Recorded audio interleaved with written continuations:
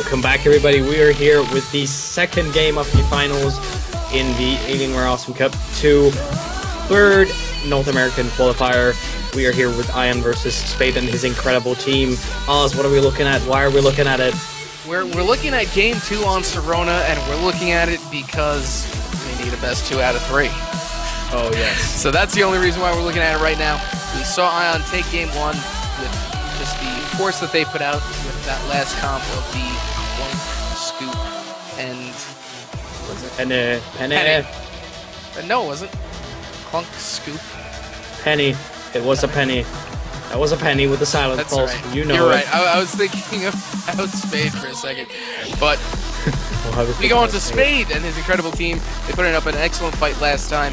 This time we're looking at Sirona for game 2. We're going straight to the bans and picks. We're going to be looking at Ion, who's going to be rocking the frog, who's going to be rocking the penny, and who's going to be rocking the cocoa. On the other hand, we have Spade and his incredible team, who's going to be looking at a Vinny, Swiggins, and a Nibs. We saw how deadly that Swiggins was, combined with that Nibs last game. This time we're going to be mixing it up, going for that even more burst with that Vinny. Without further ado, give us a countdown. Let's get straight into it. You got it in 5, 4, 3, 2, 1, go. So right, we're looking at the first buys here, and we're looking at base abilities all around the board, except for Coco picking for the boots. And Coco's one of those characters, especially on Sirona. Those boots just come in handy so much on the early game, and it's just a very good early game upgrade. Unfortunately, she is going to be sacrificing the late game, and Robbie's actually going to be taking a lot of damage right now, as Machno is going to be kind of there for the escape, and it seems that Spade and his incredible team have taken control of mid very early on, establishing their dominance with that first team fight. I think we're seeing a lot more aggressiveness now as compared to game 1. We're seeing a lot more energy come into the game. I think both teams are now just warmed up through that a bit long warm-up period, but now people are set. We're seeing a bit more aggression now, and I can't wait to see where this is going. I agree completely with you. The difference that I have to say is one of a huge factor in the aggressiveness of both of these teams, not being afraid of that invisible orb on Augion. We're on Sirona right now, where mid control is absolutely important on this map, especially for getting your farm up, hitting that bottom worm. So we're seeing this more aggressive style of play coming from both teams due to trying to get into that midsection and establishing your control of it while being able to farm that bottom. So both of these teams are going to be playing more aggressive to get into that midsection and really control it and just establish themselves, getting their farm on and being able to get these early game upgrades, whether it be an extra 100 solar or an extra 200 solar, that's an extra upgrade. That could be the deciding factor of this game. Oh yeah, and you know, all the things that can happen in the mid area right now is actually quite large. You have you can have the Vinny dashing over the mid. You have the Nibs the Nibs teleporting and firing for the mid, as well as you have the dashing capabilities of the frog, as well as a ball into the mid. So mid is not really safe for anyone. No, it's not safe for either team at this point. And as we said before, that aggressive style of play that we're seeing coming out from both teams, we're going to be seeing a lot of bursts coming out. We're going to be seeing a lot of team fights starting and ending very quickly. Yeah, that's the whole point of both these comps. You know, get the kill. And the first kill is going to go to Machno. 2 minutes and 35 seconds in. Yeah, Coco picking that up with her amazing capabilities, and Spade and his incredible team just pulling back behind the turrets, just waiting up for the team to regroup and get back in action, allowing Osterrobe and Shitzy to get a bit of damage in on the turret. And we're actually seeing FarmCloud come out for Dave W, looking for that end game kind of build. And it's very interesting to see FarmCloud come out, because we've seen a lot of these builds come out, and you know, when you think of a Vinny, the first person that comes to mind to me is Bad Joe. And Bad Joe playing his Vinny, he normally goes boots right off the bat. And it really does allow for a different style of play, as he's explained to a lot of people, and I've realized myself. If you get boots off of Vinny right away, your style of play changes completely. You become more aggressive. You become that Vinny who really does get into those team fights and really goes in for those bursts and gets out very quickly, as opposed to the build that Dave W is kind of looking for that end game solar farm cloud, getting that nice regen. All right, so you're recommending people try out the Vinny Boots comp or the build order? I'm not recommending it. I'm just saying, you know, the difference in builds that I've seen. You know, the first Vinny that came to mind to me was Bad Joe, and his Vinny is normally accompanied by boots right off the bat. Yes, I think I'll have my Vinny with boots. Thank you very much.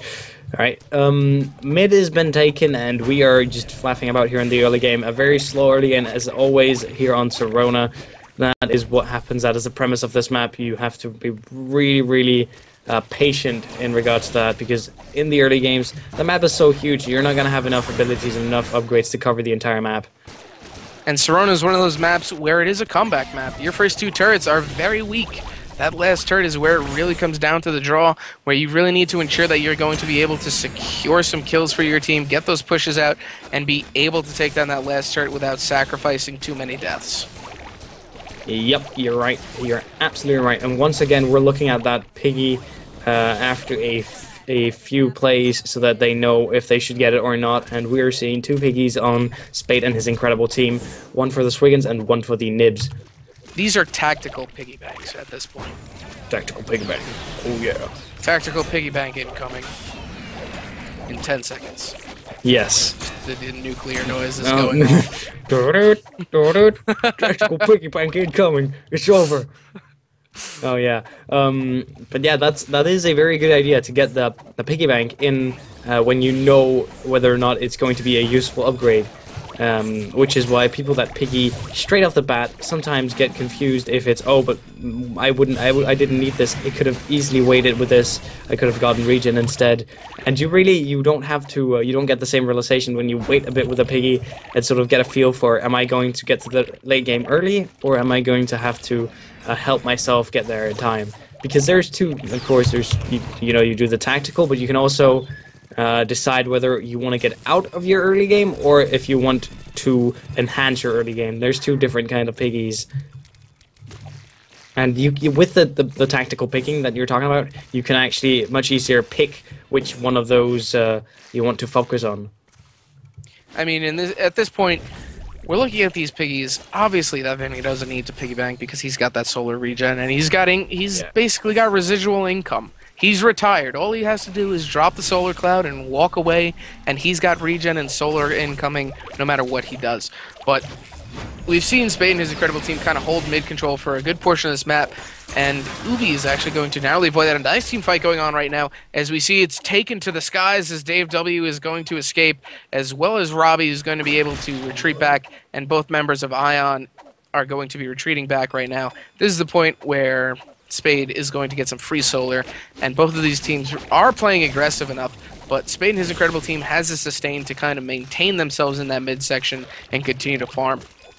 Oh yeah, and that's, you know, important.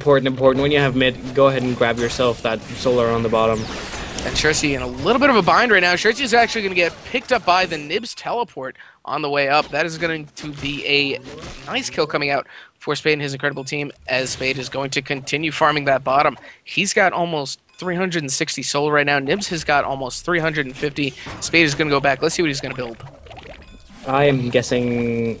Oh, I didn't even get to have a guess because he bought his upgrade too fast. I was going to say damage and AA damage, but we were coming out with damage and stun. We're actually going to be getting Kraken. Release the Kraken. Which is not going to be any more damage, but it's going to be a nice stun. That extra second of stun is going to be able to allow that Nibs to land another tick of fire, or allow that Vinny to be able to move around and land a multi-hit on his dash. Oh yeah. You know, just you know, there's two kinds of upgrades. There's damage, and then damage, the upgrades that translate to damage. You see picking up Ubi.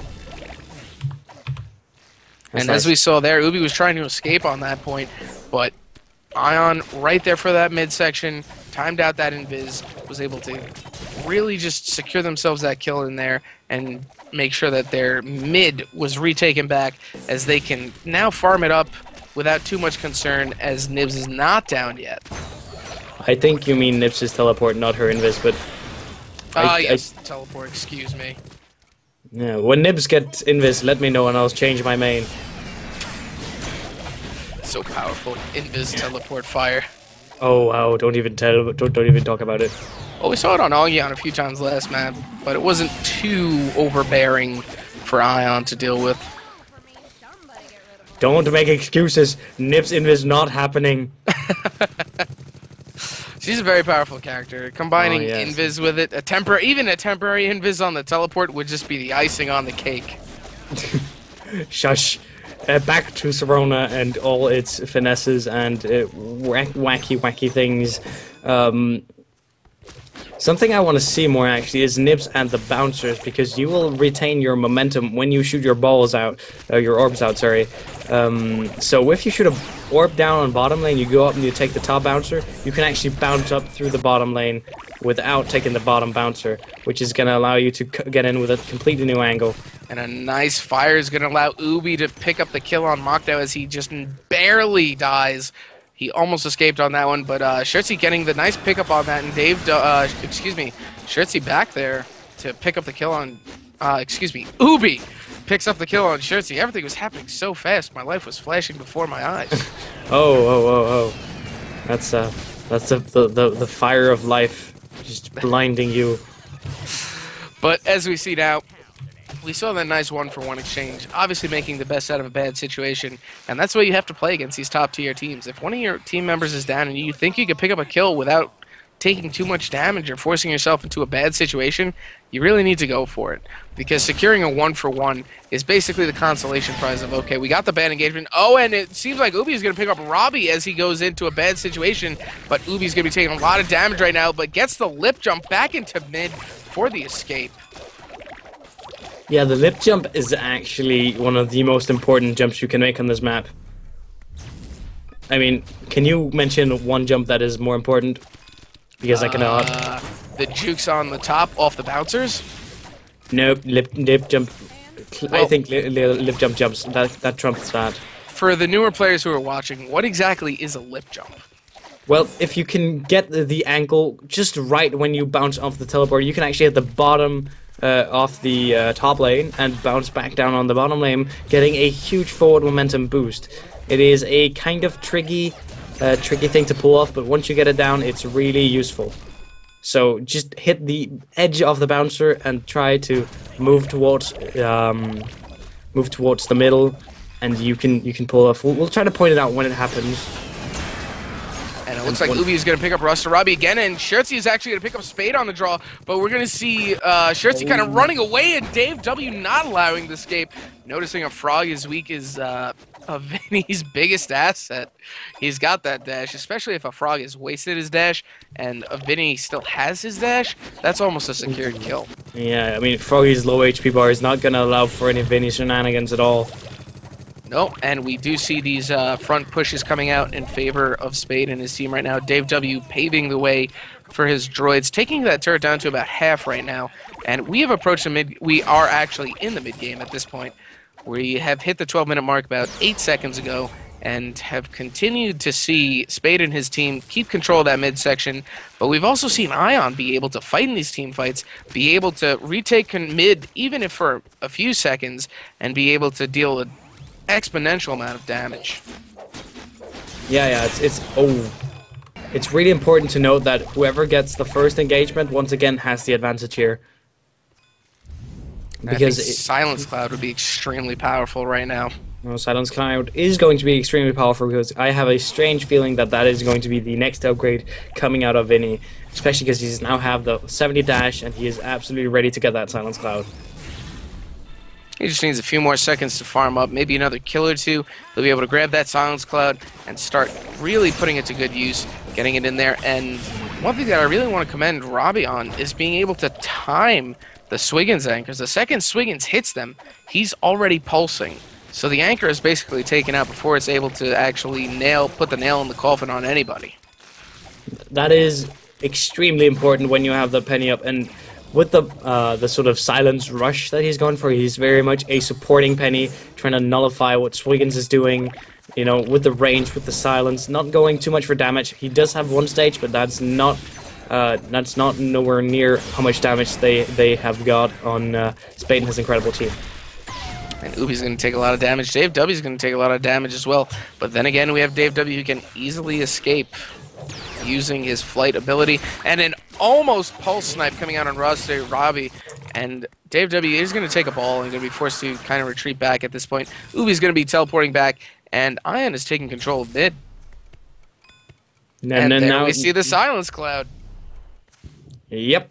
I mean, the only other upgrade that I would have suspected could have come would have been the dead seahorse head, and I just don't think that would be appropriate right now. So silence cloud, it's very common to see it go after the 70 dash because it complements it so well.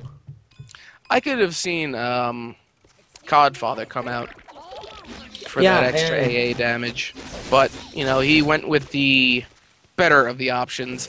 Picked up silence cloud, getting ready for those long team fights, being able to brawl in there and continue to duke it out, allowing that Nibs to take very minimal damage while fighting in it. Yeah, and that's, you know, that's the point. Vinny is super strong on this map. The huge area where he can fly around, it allows him to do so much more than a lot of other nods can do, and he is going to be there, ready always to strike down with those 700 damage. Just come down with it quickly and brutally, hitting multiple targets. It's an absolute mess. Once he's done there, that's... Now, vertical dash is actually one of Vinny's greatest assets, especially if Dead Seahorse Head comes out. That's, I believe, 980 damage coming from one dash if he hits both of them. And that's where his vertical dashing really comes into play. That was a nice pound coming out of Roshtik over there. And Dave W may be able to land the dash. He does land the dash, and it looks like Machnow is going to be able to escape with a hairstring of health right at this point. Dave W going to be able to get up there, get some health, and we're going to see Swiggins pick up his finalized stage of Energized Hook, allowing max AA damage, as well as his finalized stage of regen. Boots finally coming out on Frog. Yeah, on this map, I think boots are actually a really good upgrade. For the most part, I don't really get boots until later in the game, because on the smaller maps you just don't need it, because Frog's mobility is already so great. But especially on Serona, it's a good upgrade to get early on. Now, two members of Spade and his team are going to be silenced by that pulse, but Payne's going to be up there grabbing some health and getting some more charges on bottom. And now Ion has to be very careful with the way they're farming mid. They have a teleport character and a dash character on Spade's team. They can kind of bait that mid section, and then Ubi or Dave W can dash into that the pad that will bring up the worm and just take out everything underneath it, including any members of any team on the map. I can really see Mokno's Blaze just doing God's work here. Absolutely devastating. 3 stages of Chuck's board. Combine that with a Blaze Ball as well as 2 stages of Voltage Amplifier. So just, you know, his ball just does a whole bunch of damage. And adding the Blaze as well as his Ball Blaze, he is really a damage potential. And he can activate this Blaze before going into the Silence Cloud and not be affected by it, as far as I'm concerned. He just has to be very careful when he does engage, because a lot of damage is dealt by that ball and ball alone. After that, he really only has his Blaze to kind of combat it. He doesn't have much AA damage right now, so he's not going to be dealing an exponential amount of that. And especially if he gets caught in a Silence Cloud when he has his ball up and not on cooldown, he's not going to be able to deal that damage. Oh, that is true. We're slowly approaching the later stages of the games, and we should be having a pretty good idea of where people are going with their builds now. So before Shitzy goes down, he actually does not. He has very little HP. Going down to DOT right now. One dash can actually cancel out the DOT tick, and I think that's just what happened. And that is exactly what happened. He also has one stage of one stage of regen, so he is going to be able to survive that. A nice ball coming out from Machnow right here. What Machnow needs to do is land those balls behind people so that the DOT ticks apply. That is important. That's the whole idea of Blaze Ball. And as soon as you get them to the middle of the character, the slow is going to apply, and that's going to allow for the easy get past, if you can call it that. Actually, something that's quite interesting, if you look at the damage graph, you'll see that the damage, maximum damage almost is exactly the same. It switches up, it oscillates very slightly, but it mostly stays the same. It's a really close matchup, both in terms of damage and in terms of kills. We're going to see Spade continue to farm up this bottom lane right now as he is approaching 350 solar, and the Vinny, Dave W, is going to be approaching 400 solar very shortly. Machnow being the other member of the team, and Machnow is going to get Robbie's going to be roasted in the fire by Nibs right there, being caught on a very short stick of Swiggins. Stick of Swiggins. The only way that I can relate it is if you've ever roasted marshmallows, you put the marshmallow on the stick. Oh, yeah, I see. So the anchor is the stick. Oh, I get your metaphor. However complicated that was. However we are going convoluted in my American metaphors. Yes. However, while the marshmallow talk was going on, one turret did go down, and that's gonna add a lot of solar actually into the pockets of Spade and his incredible team. That might just be 2 turrets there. Just look at how much damage they're doing. The low HP on the first 2 turrets is going to make them rather easy to actually push. And for those of you who don't know, the turrets on Sirona actually have reduced health the first 2 turrets, and that was a change made by Ronimo a little while back to kind of combat how long the games actually were, and it did actually have an impact on the games. Whereas we were seeing 40 to 50 minutes of Rona games have kind of reduced themselves to either 30 minutes or less, which is a huge change when you think about it. Oh yeah, and it definitely made the map more enjoyable to play on. It does, however, allow for some very, very cheesing tactics when it comes to doing turret damage, as you can go in and effectively poke down a lot of the turret HP without having to waste your time on it. A base push with a TED with 2 droids will take the turret down to half without any AA upgrades on TED. That's just base damage. And there we see it, 2 droids being able to take out the entire turret. It looks like Machnow is going to be in a very bad situation right now, but Robin with a nice save is going to allow the escape right there. A very nicely timed pulse and a very nicely placed dash is going to push Spade back, allowing Machnow to escape, and that is a way to protect your teammate if he's very low. If he's in a very bad situation, you have a bunch of health, sponge those hits for him, body block for the other team, take some of those hits, and be able to escape. That is a textbook way to protect your teammate and secure yourselves a bit of solar in the long run. Alright, we're looking at Lion Tail right now coming out of Nibs, adding that extra 20% slow to her orb, which is going to be absolutely devastating, especially towards the frog and the penny, because it's going to reduce their dash length. And take a look at that, Vinny. Take a look at that dead seahorse right there. Those vertical dashes are going to be absolutely terrifying. Dropping the Silence Cloud, fighting in there. 980 damage coming out in 1 dash if he can land both of his dives. Oh yeah, and that's where the vertical dash comes in, because it's going to allow the 2 dashes to be almost on point every time. If one hits, most likely the other one will as well. And, you know, it's just so much damage, and it's hard to comprehend.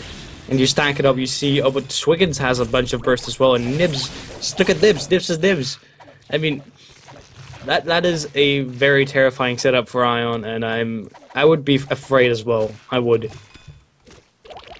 Yeah, it's definitely a scary situation to be in, especially with what you have to deal with. You have to deal with this silence. You have to deal with this fire. You have to deal with this Swiggins. It's just so many things that you have to deal with, and there are probably a lot of thoughts racing through the minds of Ion right now as to how they can kind of combat this and what they have to do to secure themselves the 2-0 victory. Well, that's definitely high pressure. I mean, especially for Spade's team. I mean, if they lose this, that's going to be the end of this qualifier run for them. So here we go, that Silence Cloud being dropped, and Scherzy's taking a lot of damage, but Spade is taking a lot of damage, and all members of Spade and his incredible team are extremely weak at this point, but Robbie is going to be taken down by the counter turn. Spade getting the nice dash in with his anchor is going to secure the kill, and that's going to be a 1 for none right now. All members of all teams very weak at that point, and nobody really wanted to progress forward, and Robbie was a little bit more than half HP, just bursted down by that Swiggins. That was the pool boy right there doing magic. Just recently acquired pool boy, and I just think that the damage that Swiggins can do, again, it is not tied to HP. Ayla is the only instance of that, and that is low HP, more damage. There's no character that's going to do less damage just because they're low on HP. And You know, that is so important to remember, and that's just what Spade did. He knew that he was going to be able to do full damage. He had the stun as well, so there's not much that Orochimaru could have done. And now we're seeing all members of all teams back on the map, and here we see Ion progressing into that mid, getting those lanes clear, and really forcing themselves into that mid section. I really want to see a good fight in this mid right here. That's going to be dangerous because Ion wants to keep the fight on their map side, because if they do it on the mid, there's no real escape. And I mean, it's much safer to play it in there, especially when you have the Vinny, because you can limit where he can fly and so on and so forth. But Spade and his incredible team obviously wants to keep it out here in the open, where Vinny has a huge advantage, as well as Nibs can really fly around and use those bouncers to her advantage. Well, you're talking about the escape here, but the engagement is what I'm talking about. They need to really burst someone down at this point. Land that silence pulse, get that frog to dash in, and get that Cocoa Ball to really just do an exponential amount of damage in such a short period of time. If they could do that and then escape, secure a kill, regroup, get some health, that's going to be a few seconds that they have to clear up those lanes. That's going to be a few seconds that they have to buy some upgrades. So essentially, they'd be buying time with a kill at this point. Oh yeah. Well, as we've been saying, and there we go. We saw that pulse hit. We saw it hit on the silence, and then we saw that frog dash in. But unfortunately, for Ion, all members of Ubi and Spade's team, Spade's incredible team, I keep messing it up, but all members of the team were able to escape with very minimal health, and that is going to force Ion to kind of go back. But that's the kind of time that we were talking about. They bought time. They bought time for them to buy upgrades. They bought time for the lanes to clear. Alright, yeah, so we're looking at the cooldown reduction of Fire Breath and Omicron of when the Frenzy stacks are maxed up. So we're going to be seeing a lot more fire. We're going to be seeing a lot more of slow coming out of Nibs, as well as the max stack when you exit the orb. So really just looking to get those fire cooldown times down and reduced. In order to, of course, increase the damage output that Nibs has. So, you know, we saw last game Ubi using the orb to escape. Now we're kind of seeing it in a different manner, where he's relying on his frenzy stacks to be his main source of damage. Well, main source of damage is obviously still the fire, but I get where you're going. It's going to allow him to provide fire more often, and that in turn is going to provide more damage. So one thing that I can see being very powerful is Ubi going in, acting as the bait, teleporting in, starting the fire, having Dave W dash in, drop the silence cloud, and having Spade actually for the secure on the kills. Yeah, well, it's on such an open map. You can't really do hiding tactics with Nibs, and so you're gonna have to go and play the role as the main harasser and just do a lot of damage. But as far as the strategy goes, use Ubi as bait at this point. Have him start the fire, have Dave W drop in with that silence cloud, be able to save Ubi, and then have Spade there for the return, being able to just use his anchor and snipe someone out. Oh yeah, I mean, they want to go for single target now, that's absolutely sure.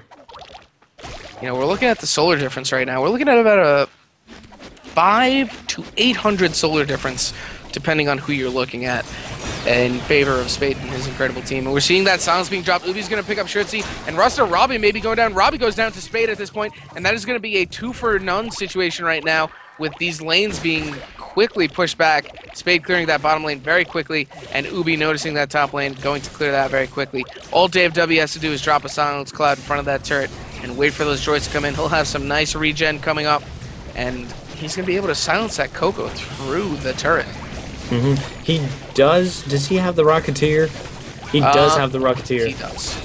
And that's going to provide for both size and duration, allowing for more silence, more money, and more regen. So that is a last turret coming down. Now Ubi's Spade and Dave W will force their way into the core and retreat back just a little bit right now. Gonna go get some upgrades potentially, as they're all rocking. All of them are rocking above 350 solar. That is a Look at lot that of Vinny. solar. Yeah. He's about to spend 600 solar, almost. Not quite, because he does have to keep that goldfish tax above 150 in order to get the maximum out of his dash damage. And just all members of Spade's team spending an exuberant amount of solar right there, and that's going to be a huge damage jump for them. Yeah, it's Iron is gonna get hit by a brick right now. It's gonna really just look at how much damage that is. And there we saw the anchor duration, health, and amp just securing and holding down Robbie. This is an excellent Swiggins build coming out for his anchor right now. And we're seeing the fire being dealt right to Schutzy. And this is Dave W and Ubi just going to Pound Town on this core right now. I don't see this one lasting much longer. I don't either. If they're keeping this up, look at those lanes. They have a super droid. They have... Oh yeah, no. Look at the push coming in there. That's not gonna be defendable. Not with one player down. And there we go. Let Smoke No down. I think that's gonna be game. And that is gonna be game, fortunately. That's gonna be Ion. That's game for Ion. And wait. This means this is the first time that we're going into a game 3 in our qualifiers. We're looking at 1 point for Ion and 1 point for Spade and his incredible team. Hype. Hype. We look at these builds, we look at Serona, we look at the style of gameplay that both of these teams had. Both teams playing extremely aggressive in the early stages of this game until 2 turrets came down. And unfortunately for Ion, they didn't even progress into the first 2 turrets. They have that first turret down there that I'm looking at right now that is on map and is damaged, but comparative to the counter attacks that Spade and Ubi had, they did take control of that midsection and were able to farm up very early, and that is a huge component of winning on Serona. Being able to get that early farm and secure establish your dominance in that midsection, and Spade's team did just that. They secured it, they got their farm, they got their abilities, and they continued to counterattack Ion, and that's what won them the game. But I think before we go into game 3, Nada, we have a Twitter giveaway. What can they do to win themselves a RoboScoop on Twitter? Well, if you just jump on Twitter, you write up a nice tweet containing your favorite Awesome Notes pun, tweet that away with the hashtag AwesomeCup, and you will be entered in the giveaway for a RoboScoop. So give us your best Awesome Notes pun, and we'll be ready to read them and pick out the best ones. Definitely. Once again, just tweet hashtag AwesomeCup and give us one of your best Awesome Notes puns. We've been pretty punny in the last few qualifiers and have seemed to have failed miserably, or apparently we're good in our books but bad by your books. That being said, we'll be right back with game 3 of the finals with Team Ion versus Spade and his incredible team. I can't even fingers.